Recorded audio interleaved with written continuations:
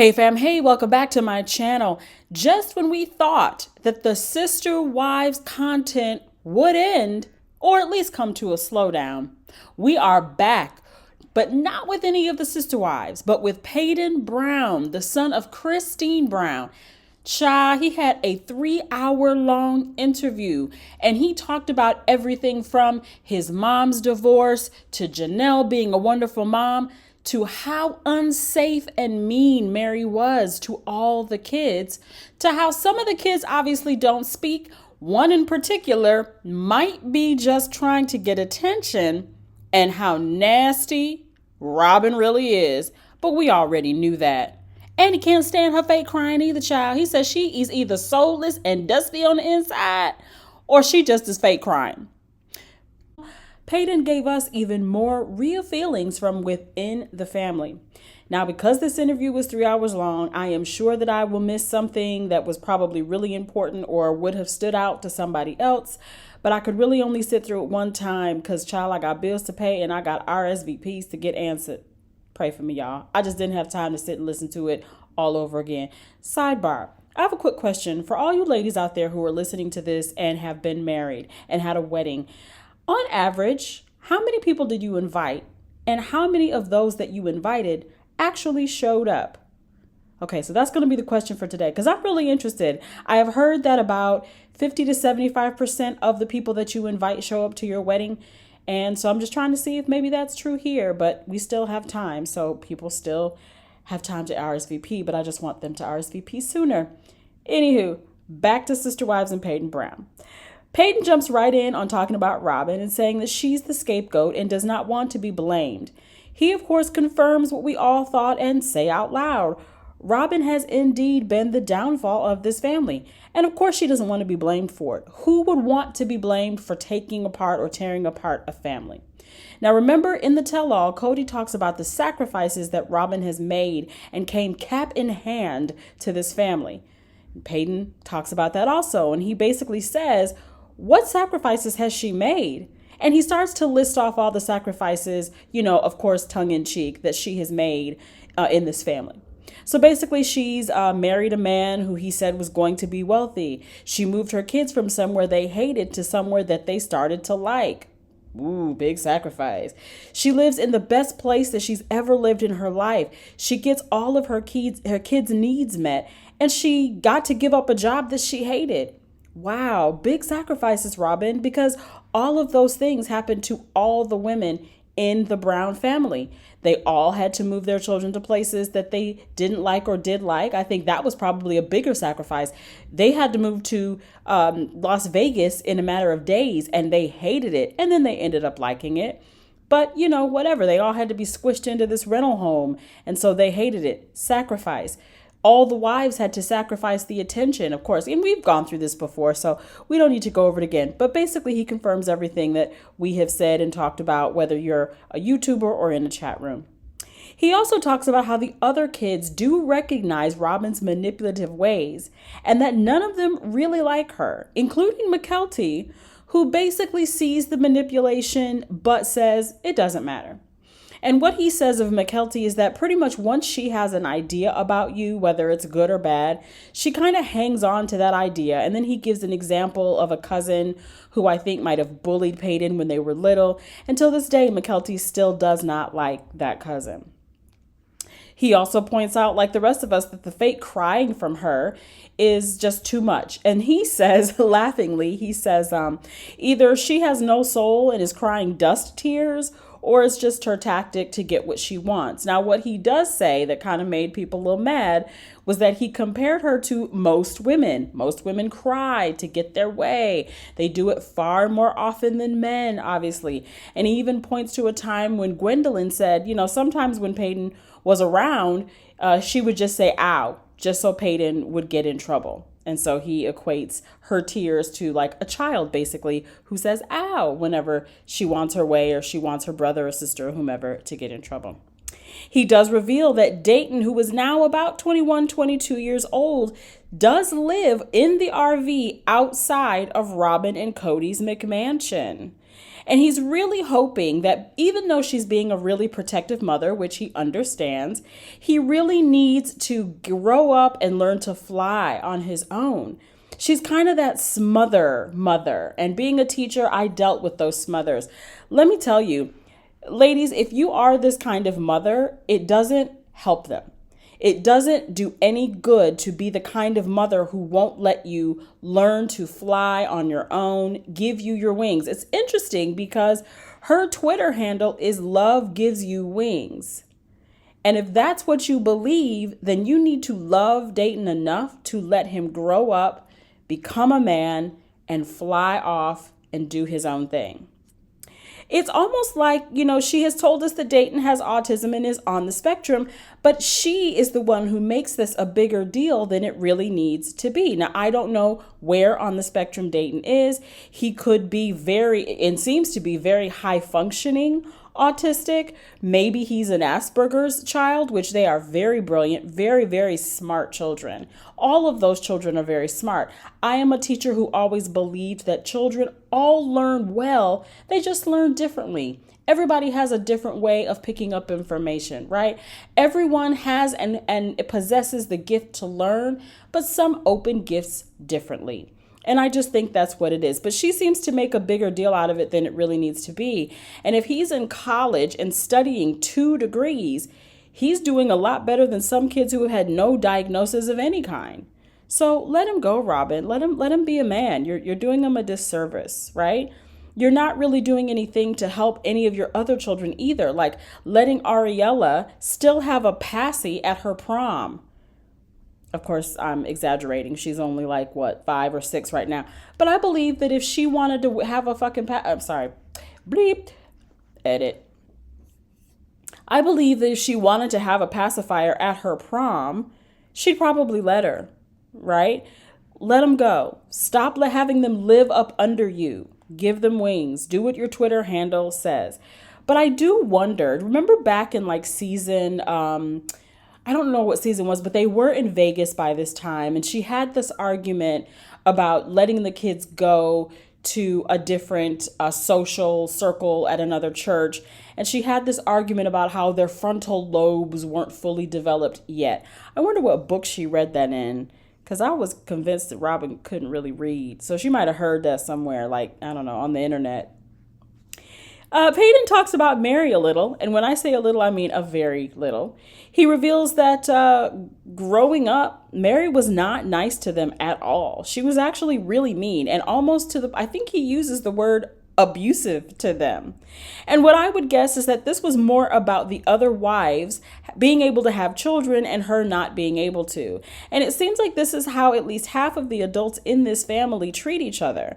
If I don't like you or you don't respect me or what have you, then the kids get the brunt of the wrath that I'm going to give out. Yes, you're going to see it, but that also means I'm not going to spend time with your kids. I'm not going to give them love and affection. I'm going to require that you kick them out, things like that. He says that she used to actually be Cody's favorite wife and was in the #1 spot for a long time. And then all he says is that things happened, things were said, and she was no longer in that spot. He does talk about the catfishing, and he says that because Meri had been on the outs with most of them for about 2 years, no one cared. No one cared about her catfishing.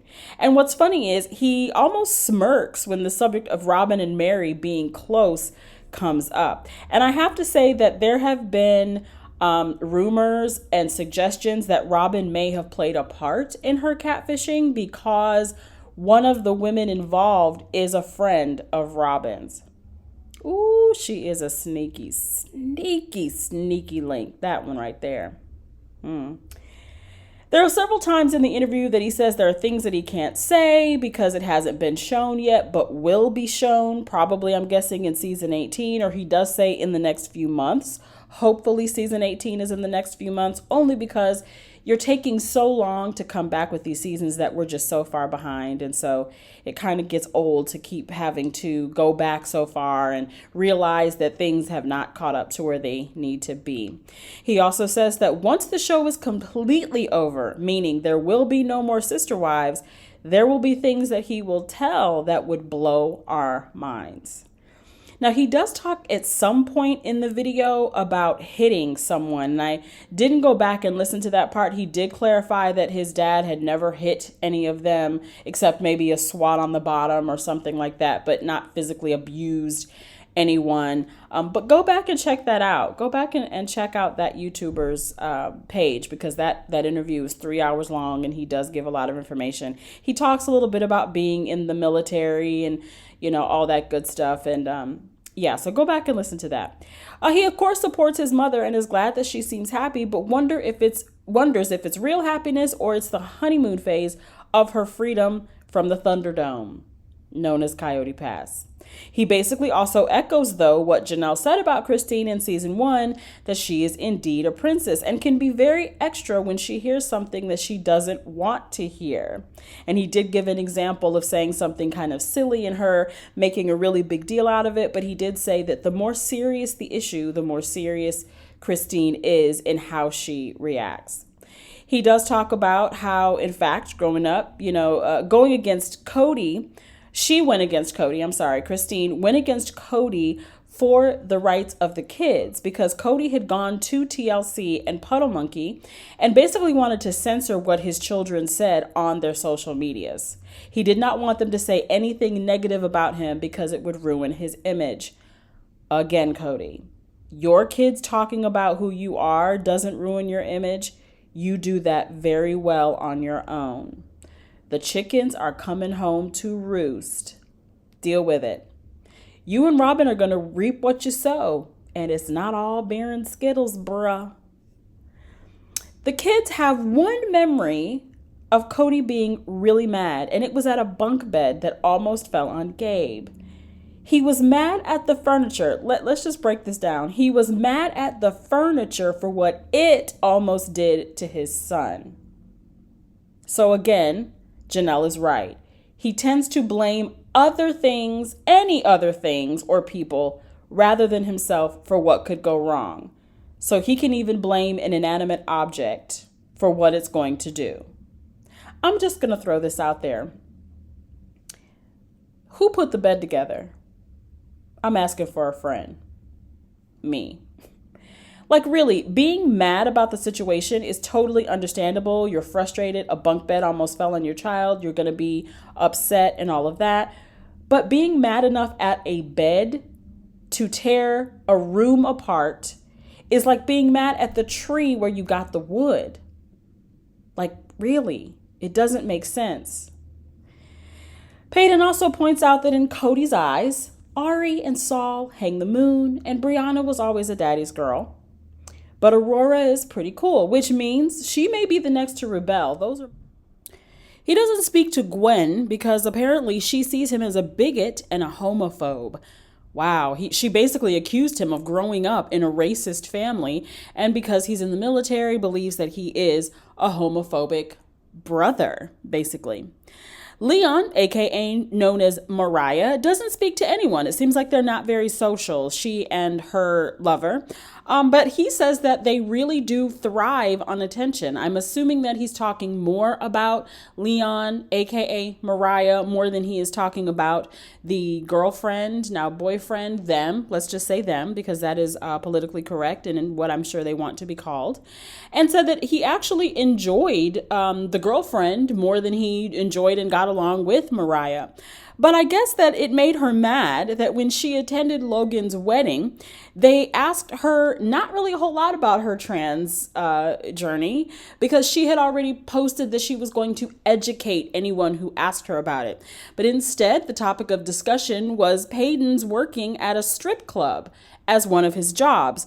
People would come up and be like, is it true that you work at a strip club? And didn't really go up to Leon and ask about the trans journey. He was also very upset at Logan's wedding because he really pointed out that the seating arrangement was kind of fakakta, in the fact that Robyn sat on the second row with Cody and her mom, while the other grandmothers were relegated to a back row. He also says that Meri and Leon, along with, I'm sure, the lover of Mariah, aka Leon, sat on the first row when she should have probably been sitting a little far back, whereas the groom's mother sat on the second row. I think I got that seating arrangement right. So I'm just going to put that down as things not to do at my wedding. Wow, really pay attention to seating. Yeah, I have it all worked out. So, yes. All right, fam, that's all I got, and I've kept you long enough. So please enjoy the rest of your day. Go about spreading sunshine, have a cup of coffee. And like I said, if you feel so inclined and you've stuck around this long, feel free to go ahead, like, subscribe, share. Go ahead, and if you want to help me with my wedding costs, because weddings are expensive, y'all. If you feel it in your spirit to just drop a couple coins in the basket, go right ahead. But of course, you don't have to. That's not why I do it. It's just fun to come and talk to all of you. All right, guys, remember that if there is something you want to do, please feel free to do it. Do not let anyone stop you. There is enough room for everyone. Stay well, stay positive, stay focused. We out.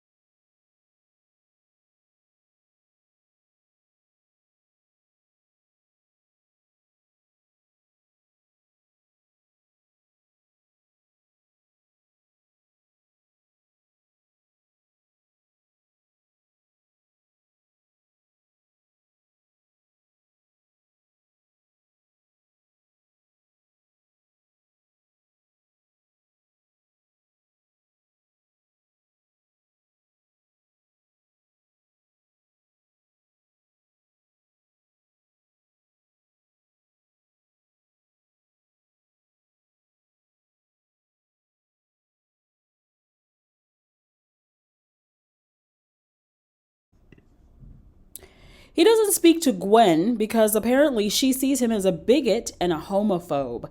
Wow, she basically accused him of growing up in a racist family, and because he's in the military, believes that he is a homophobic brother, basically. Leon, aka known as Mariah, doesn't speak to anyone. It seems like they're not very social, she and her lover. But he says that they really do thrive on attention. I'm assuming that he's talking more about Leon, aka Mariah, more than he is talking about the girlfriend, now boyfriend, them. Let's just say them, because that is politically correct and in what I'm sure they want to be called. And said that he actually enjoyed the girlfriend more than he enjoyed and got along with Mariah.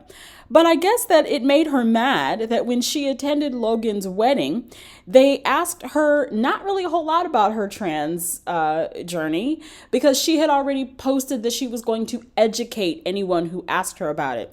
But instead, the topic of discussion was Paedon's working at a strip club as one of his jobs. People would come up and be like, is it true that you work at a strip club? And didn't really go up to Leon and ask about the trans journey. He was also very upset at Logan's wedding because he really pointed out that the seating arrangement was kind of fakakta, in the fact that Robyns sat on the second row with Cody and her mom, while the other grandmothers were relegated to a back row. He also says that Meri and Leon, along with, I'm sure, the lover of Mariah, aka Leon, sat on the first row when she should have probably been sitting a little far back, whereas the groom's mother sat on the second row. I think I got that seating arrangement right. So I'm just going to put that down as things not to do at my wedding. Wow, really pay attention to seating. Yeah, I have it all worked out, so yes. All right, fam, that's all I got, and I've kept you long enough. So please enjoy the rest of your day. Go about spreading sunshine, have a cup of coffee. And like I said, if you feel so inclined and you've stuck around this long, feel free to go ahead, like, subscribe, share. Go ahead, and if you want to help me with my wedding costs, because weddings are expensive, y'all. If you feel it in your spirit to just drop a couple coins in the basket, go right ahead. But of course, you don't have to. That's not why I do it. It's just fun to come and talk to all of you. All right, guys, remember that if there is something you want to do, please feel free to do it. Do not let anyone stop you. There is enough room for everyone. Stay well, stay positive, stay focused. We out.